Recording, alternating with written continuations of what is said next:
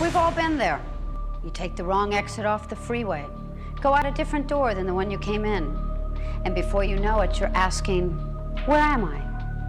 Well, one place you definitely don't want to be caught asking that question is in the endless labyrinth of tunnels deep beneath the city of Paris.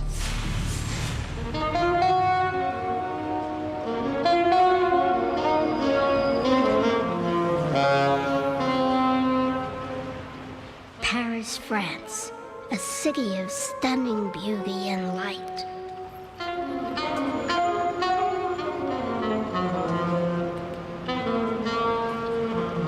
But underneath Paris, there is a darker world.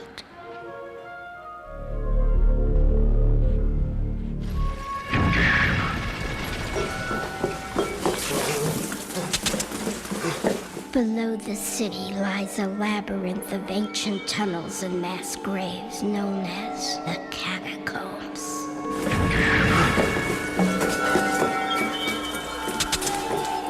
Dangerous and largely unmapped, the catacombs have been sealed off to the public for decades.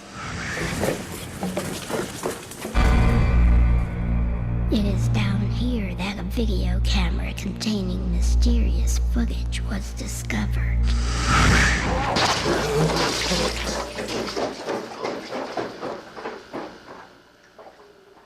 This video camera was found deep in the catacombs. It was picked up by a catacomb explorer, some of the people who wandered down there. It was given to me. I looked at the tape. It's very bizarre.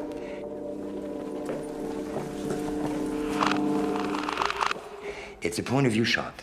The point of view shot is somebody just walking forwards with the camera. So basically he's filming what he's seeing. Endless. Very deep inside the catacombs. Other than the point of view shots are pictures of bones.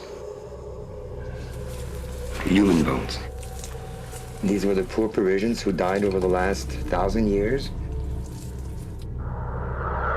In 1785, millions of bodies were exhumed from Paris cemeteries and dumped into the catacombs.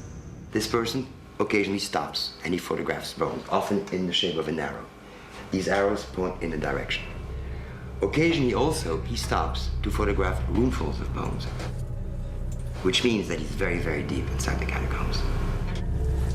What happened to him? Nobody knows.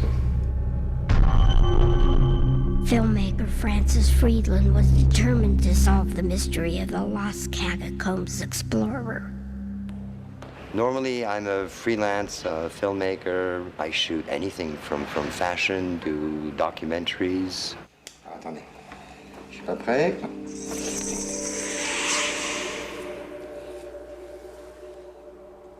I mean, there are 400 miles of tunnels like this. So I brought the tape to a cataphile, an urban explorer. Cataphiles are strange people. They're people who have this passion for the catacombs. These people go down there to find new passages, new entries, new bones, new skeletons.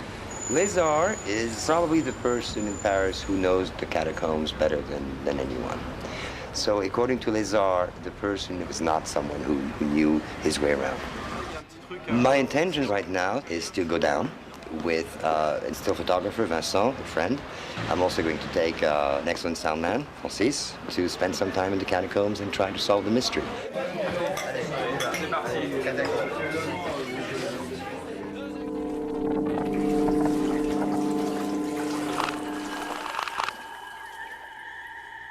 There are ways to match things up, to try to identify where this person was in the catacombs.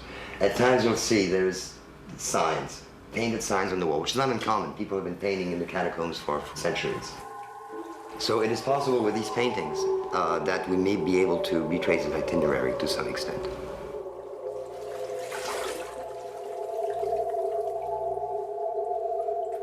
After about 40 minutes of these point of view shots and these pictures of bones, the person begins to walk faster and faster. Then he begins to run.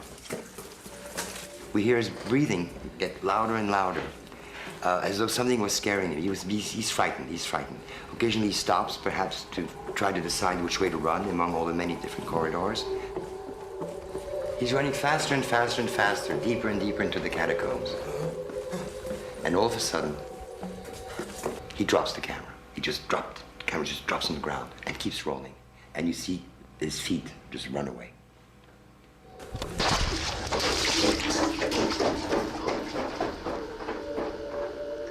And it keeps rolling until it runs out of tape.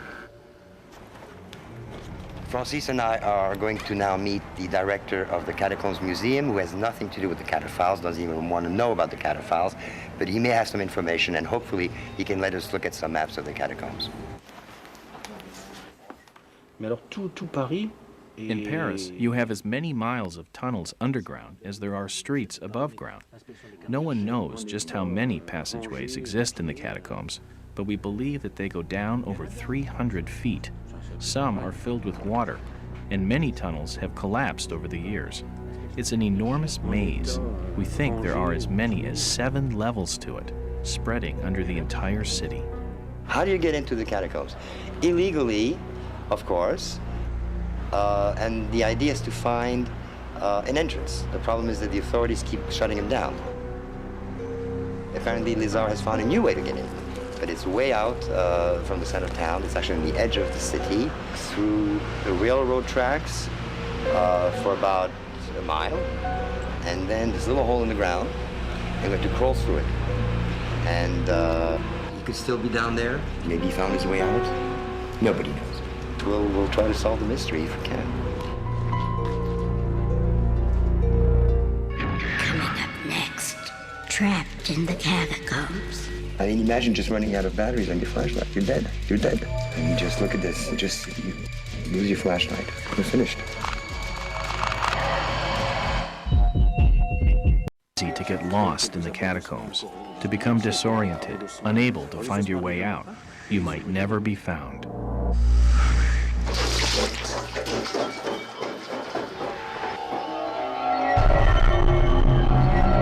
This anonymous videotape was discovered deep in the catacombs beneath the streets of Paris.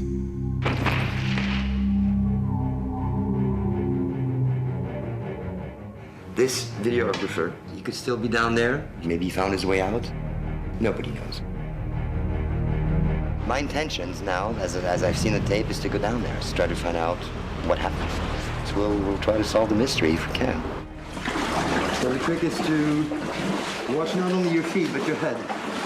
I have never been very deep into the catacombs before. Very few people have. I don't know what to expect. Already when you enter the catacombs, the first few hundred yards are already scary. You have to crawl. You can bump your head. It's pitch black. As you're walking, you trip upon rocks.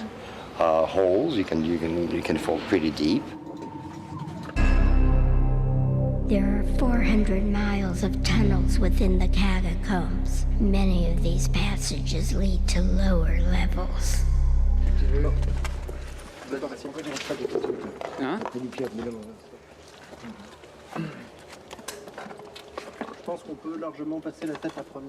Really, the tunnels are so incredibly vast, our chances of finding the lost man are probably very slim.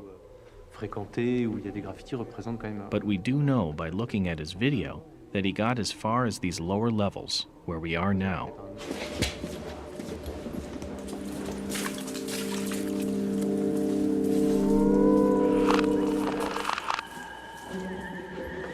Is it okay?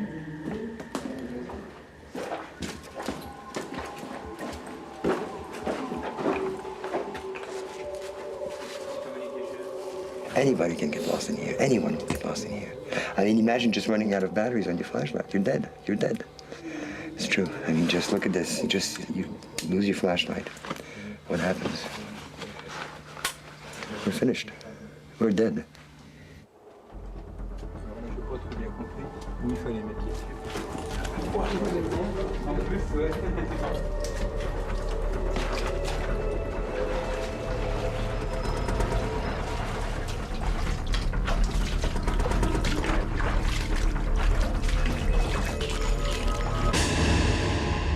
The explorers traveled 6 miles into the catacombs with no sign of the lost man.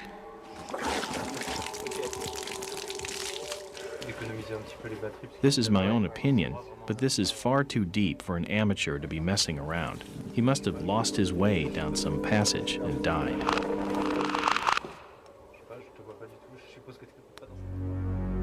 After 6 hours, the group was exhausted and running low on batteries. Francis decided to abandon the search. There's a manhole up there, which is supposed to be open. To get out, but apparently it's locked, or Lazar's having a difficult time opening it up. We're gonna have to backtrack and walk back the 5 or 6 miles to get coming here. That would be hours and hours and hours. And let's hope our batteries don't die on us in the meantime. So close, yet so far. We're 10 feet from freedom and we can't get out.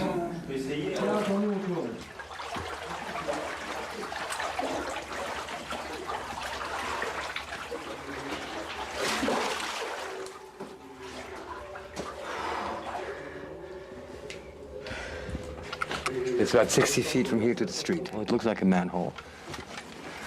There's no way to get out of it. You need to be a mountain climber to get out of it.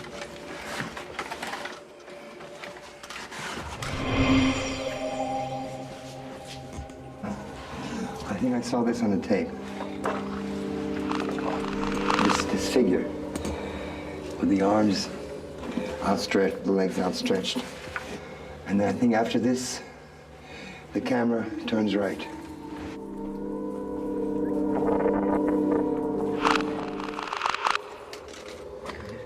Donc là, on va passer sur un passage de flotte.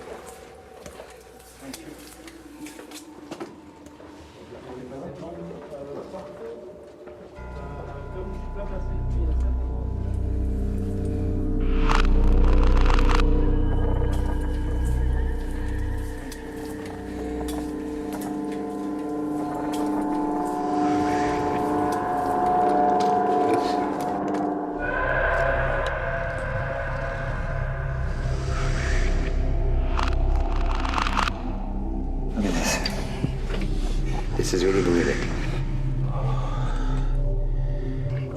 That's a lot of bones.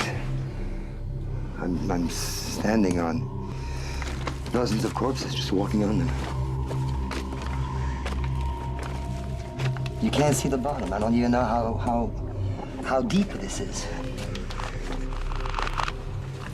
We could be walking on thousands of corpses here. Look how deep this thing goes.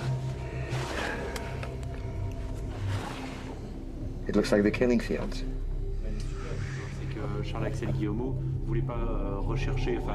According to Lazar, if you search through these catacombs, you could find the gate to hell. Perhaps this person found it by accident.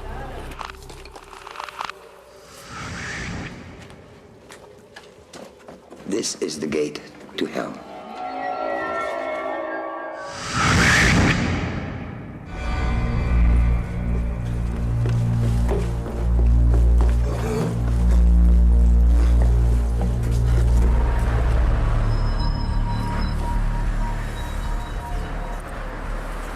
Hours underground. I'm sorry that I got my buddies involved in this. It's very tough. We didn't solve the mystery. I don't think anyone ever will. There's too many miles of